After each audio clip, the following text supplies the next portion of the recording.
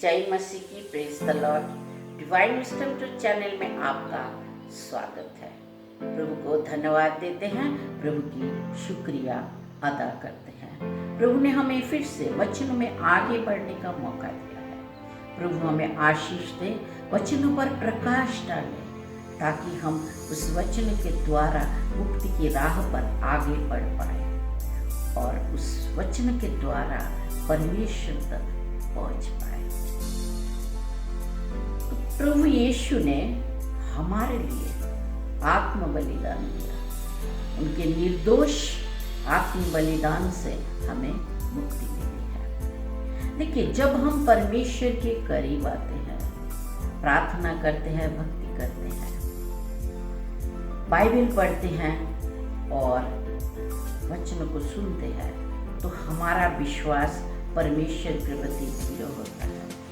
हम परमेश्वर पर विश्वास करने लगते हैं, उनसे प्रेम करने लगते हैं और भक्ति करने लगते हैं, और हम साथ साथ प्रभु यीशु मसीह को अच्छी तरह जान पाते हैं, उन्हें सही मायने में पहचान पाते हैं और उन्हें अपनाते हुए उन पर विश्वास करते हैं, और हमारा विश्वास, हमारा प्रेम और भक्ति बढ़ने लगता है।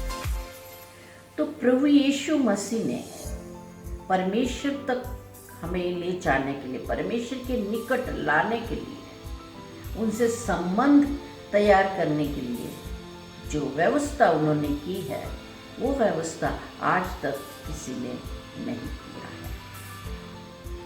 साथियों, हम जानते हैं कि प्रभु यीशु मसीह दुख भोगा और उन्होंने अपने जीवन के माध्यम से वो सब कुछ प्रकट किया, अपने प्रेम को प्रकट किया, और पुराने नियम के जो कुछ है उसे अपने जीवन में अपनाते हुए वो सब कुछ व्यवस्था हमारे लिए किया है, ताकि हमें आसानी से, सहज सरल मार्ग से उस मुक्ति को हम प्राप्त कर पाए। तो प्रभु यीशु मसीह ने पुराने नियमों को नए नियमों में ढाल दिया है और हमारे लिए इस तरह सब कुछ आसान कर दिया है, और मुक्ति तक पहुंचने के लिए हमारे लिए एक सहज उपाय उन्होंने अपनाया है, और वो चाहते हैं कि हम भी सबका पालन करें और प्रभु मसीह पर विश्वास करें और उन सबको प्राप्त करें। उस नियमों के माध्यम से हम परमेश्वर तक पहुंच पाए। परमेश्वर की, जब हम प्रभु मसीह को अपनाते हैं, उनसे प्रेम करते हैं, विश्वास करते हैं, तब परमेश्वर की योजनाएं सफल होता है और हम धार्मिक बनते हैं और उस मुक्ति की राह पर हम आगे बढ़ते हैं और हमें मुक्ति मिलती है। तो किस तरह से पुराने नियमों को प्रभु यीशु ने नए रूप से, नए ढंग से, नए नियमों में बदल दिया है। आइए हम पढ़ते हैं संत मत्ती 5 अध्याय 17 पद में प्रभु यीशु मसीह कहते हैं कि ये ना समझो कि मैं संगीता अर्थात नबियों के लेखक रद्द करने आया हूँ। उन्हें रद्द करने नहीं, बल्कि पूरा करने आया हूँ। आमीन, प्रेज द लॉर्ड, हालेलुया। तो प्रभु यीशु मसीह कहते कि मैं पुराने नियमों को रद्द करने नहीं आया, उसका विरोध करने नहीं आया, बल्कि उसे और भी खुलासा करने आया हूँ, उसे पूरा करने आया हूँ। और उन्होंने उस नियमों को अपने माध्यम से, अपने आप में वो प्रकट किया और उसे पूरा किया है। हम देखते हैं कि पुराने नियमों में क्या होता था कि पास्का का त्योहार मनाया जाता था। ये पास्का वो लोग मनाते थे। इज़राइल जाति को परमेश्वर ने मिस्र के गुलामी से छुड़ाया था, उन्हें मुक्ति दिया था। तो उस दिन को याद करते हुए वे लोग पास्का पर्व मनाया करते थे। मगर प्रभु यीशु इस पास्का पर्व को किस तरह से मनाया था, आइए हम पढ़ते हैं। निर्गमन ग्रंथ 12 अध्याय 17 और 26-27 पद में परमेश्वर कहता है तुम्हें बेखमीर रोटी का पर्व मनाना होगा। बेखमीर रोटी का पर्व, खमीर क्या है? देखिए, जब आटा गूंद है तो उसमें से थोड़ा सा आटा उठा के रख देते हैं और वो बासी करते हैं। दूसरे दिन वो खमीर बन जाता है, फूल जाता है और उसमें थोड़ा सा खट्टापन भी आता है। तो दूसरे दिन जब आटा गूंदते हैं तो वो आटा, वो खमीर उसमें मिलाया जाता था। तो इसलिए प्रभु यीशु आदेश दे रहे कि तुम बेखमीर रोटी का पर्व मनाना, यानी उस दिन जो रोटी बनाया जाता था उसमें खमीर मिक्स नहीं किया जाता था। बेखमीर की रोटी का पर्व मनाना होगा, क्योंकि वो वही दिन है जिस दिन तुम्हारे सारे समुदाय को मिस्र के गुलामी से, उस देश से निकाल लाया हूँ। इसलिए तुम ये दिन चिरस्थायी आदेश के रूप में हर पीढ़ी मनाना। देखो, कहते हैं कि भी परमेश्वर मूसा को आदेश दिया कि बेखमीर रोटी का पर्व तुम हमेशा पीढ़ी दर पीढ़ी मनाते रहना। ये उस दिन के यादगार में जिस दिन मैं तुम्हें मिस्र के गुलामी से, उनके चुंगल से छुड़ाया था। और फिर 26-27 पद में हम देखते हैं, यदि तुम्हारे संतान तुमसे पूछेंगे कि आपकी इस प्रथा का क्या अर्थ है, तो तुम उससे कहोगे ये प्रभु के आदेश में पास्का का बलिदान है। पास्का का बलिदान, पास्का यानी पासवा, यानी पुराने सब कुछ पीछे छोड़ना।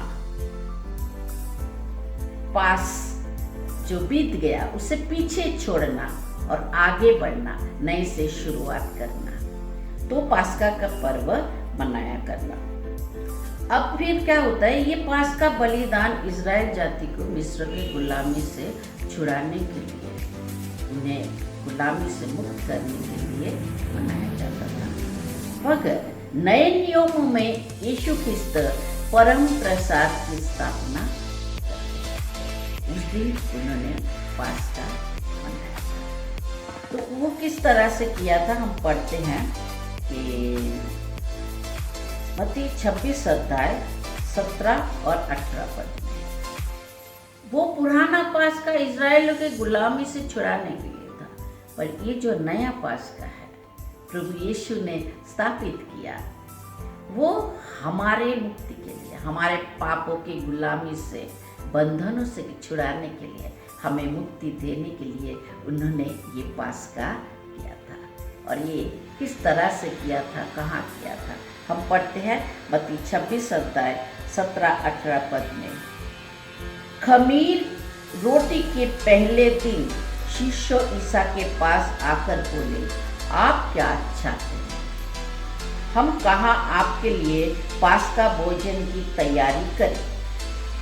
ईसा ने उत्तर दिया, शहर में अमुक के पास जाओ और उससे कहो, गुरुवर कहते हैं मेरा समय निकट आ गया है, मैं अपने शिष्यों के साथ तुम्हारे यहाँ पास्का का भोजन करूँगा। आमीन, प्रेज द लॉर्ड। तो उसी दिन उन्होंने परम प्रसाद की स्थापना की। उन्होंने अपने शिष्यों को लेकर एक घर में इकट्ठा हुए पास्का पर्व मनाने के लिए, और उस दिन उन्होंने परम प्रसाद की स्थापना की, पास्का मनाया। और उस दिन उन्होंने लास्ट सपर, जो पास्का मनाया था, रोटी तोड़ी थी और द्राक्षारस अपने शिष्यों को दिया था। तो उस दिन उन्होंने पास्का मनाया था, वो उनका आखिरी भोजन था, लास्ट सपर। तो उस दिन उन्होंने क्या किया था, देखिए, उन्होंने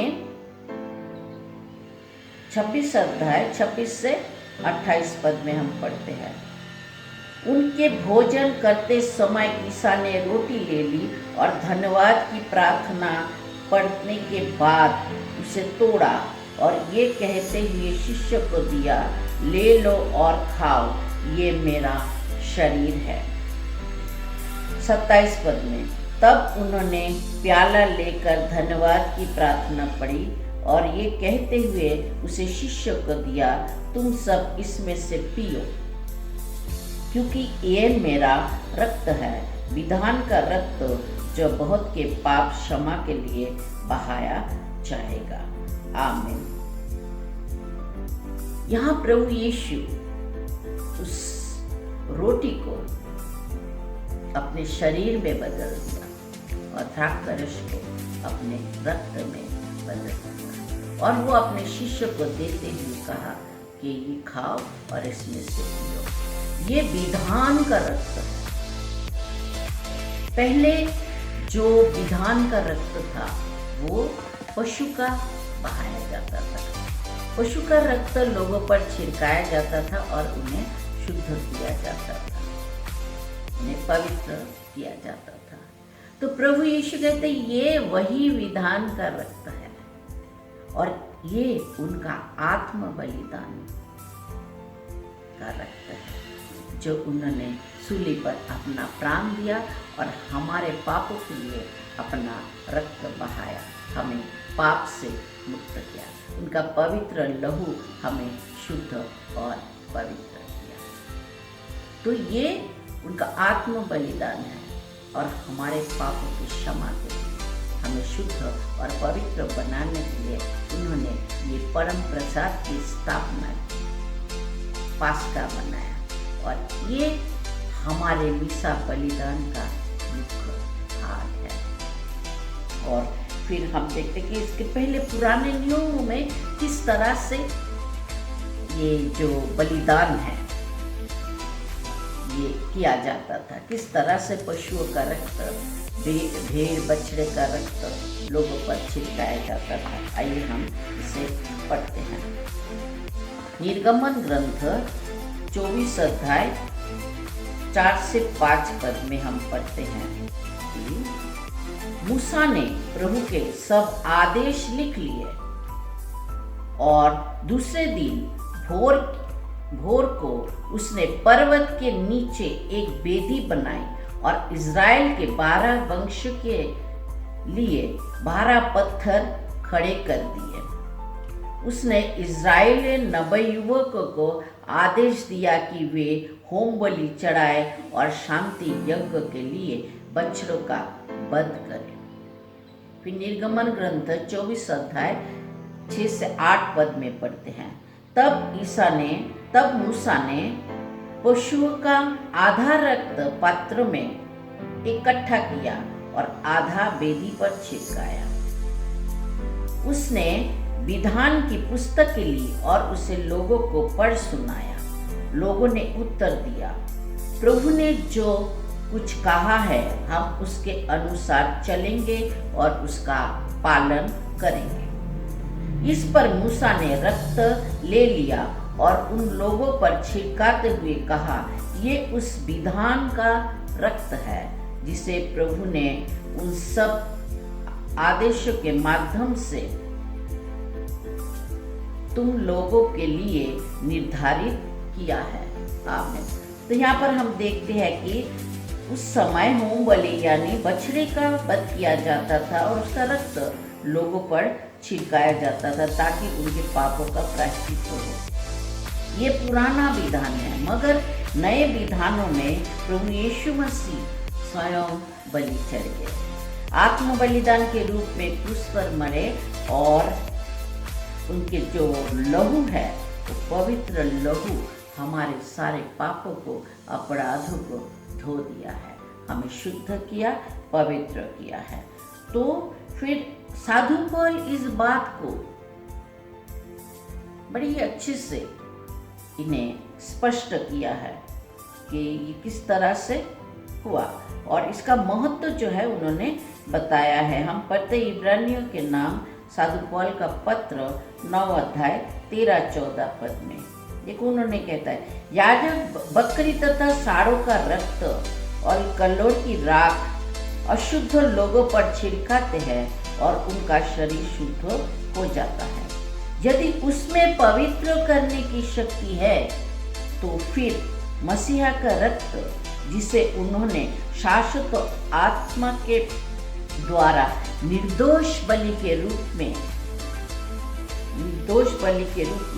ईश्वर को अर्पित किया, हमारे अंतःकरण को पापों से ही शुद्ध करेगा और हमें ईश्वर के आदेश के जीवंत परमेश्वर की सेवा करने के योग्य नहीं बनाएगा। आमीन, प्रेज द लॉर्ड, हालेलुया।